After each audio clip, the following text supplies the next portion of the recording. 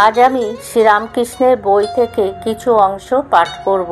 যদি আপনাদের ভালো লাগে তাহলে আমার চ্যানেলটিতে আপনারা লাইক, কমেন্ট, শেয়ার ও সাবস্ক্রাইব করে দেবেন। শ্রীরামকৃষ্ণের জন্ম ও কর্ম দিব্যভাবে মণ্ডিত। সাধারণ মানুষের কাছে উহা বোধগম্য ছিল না, ফলে তারা ভুল বুঝত। দক্ষিণেশ্বরের মালিক রানী রাসমণি ও মথুরনাথ বিশ্বাস ঠাকুরকে প্রথমে খেয়ালি যুবক, একটু বিকৃত মস্তিষ্ক বলে মনে করেছিলেন। কারণ ঠাকুরের আচার ব্যবহার, চালচলন, কথাবার্তা অপরদের মতো ছিল না।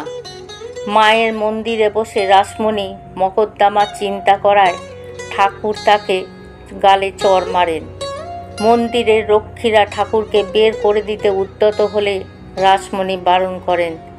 রানী রাসমণি বুঝেছিলেন ঠাকুর সর্বজ্ঞ এবং তার শাস্তি উপযুক্ত হয়েছে। মথুর কিন্তু ঠাকুরের মাথা ঠিক আছে কিনা তা যাচাই করবার জন্য প্রসিদ্ধ কবিরাজ গঙ্গাপ্রসাদ সেনকে দেখালেন। কবিরাজ মশাই ঠান্ডা তেল ও অন্যান্য ওষুধ দেন। সেই ওষুধে বিশেষ কাজ না হওয়ায় মথুর ভাবলেন যে উন্মাদের কারণ সুদীর্ঘ ব্রহ্মচর্য। তাই হৃদয়ের সঙ্গে পরামর্শ করে এক সন্ধ্যায় ঠাকুরের ঘরে এক বারবনিতা পাঠালেন। ঠাকুর পরে ভক্তদের হেসে বললেন, আমার পাগলামি সারানোর জন্য তারা একজন বারবনিতা এসে আমার ঘরে বসিয়ে দিয়ে গেল।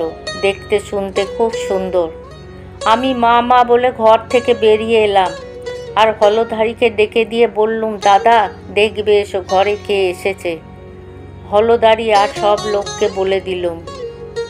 এরপরেও মথুর মেছুয়া বাজারের নামী বারবনিতা লক্ষ্মীবাইয়ের কাছে আমাকে নিয়ে যেয়ে পরীক্ষা করেছিলেন। অবশেষে মথুর বুঝেছিলেন ঠাকুর মানুষ শরীরে ঈশ্বর। তিনি ঠাকুরের মধ্যে শিব ও কালী দর্শন করেন। মথুর ধন দিয়ে, সুন্দরী রমণী দিয়ে, নিজের ও বাড়ির সকলের প্রভুত্ব দিয়ে এবং তাকে ভগবত জ্ঞানে সেবা করে নানাভাবে ঠাকুরকে যাচাই করে বুঝেছিলেন ইনি অপর সাধারণের ন্যায় বাহ্যিক কিছুতেই ভোলেন না এবং গর্ববোধও করেন না। মন্দিরের খাজাঞ্চিরা কেউ ঠাকুরকে জ্বালিয়েছে, আবার কেউ শ্রদ্ধাও করেছে। ঠাকুর বলছেন বিড়ালকে ভোগের লুচি খাইয়েছিলাম, দেখলাম মাই সব হয়েছে, বিড়ালটি পর্যন্ত। তখন খাজাঞ্চি সেজবাবুকে চিঠি লিখলে যে ভট্টাচ মশাই ভোগের লুচি বিড়ালদের খাওয়াচ্ছে। সেজবাবু আমার অবস্থা বুঝত। পত্রের উত্তরে লিখলেও উনি যা করেন তাতে কোনো কথা বলো না।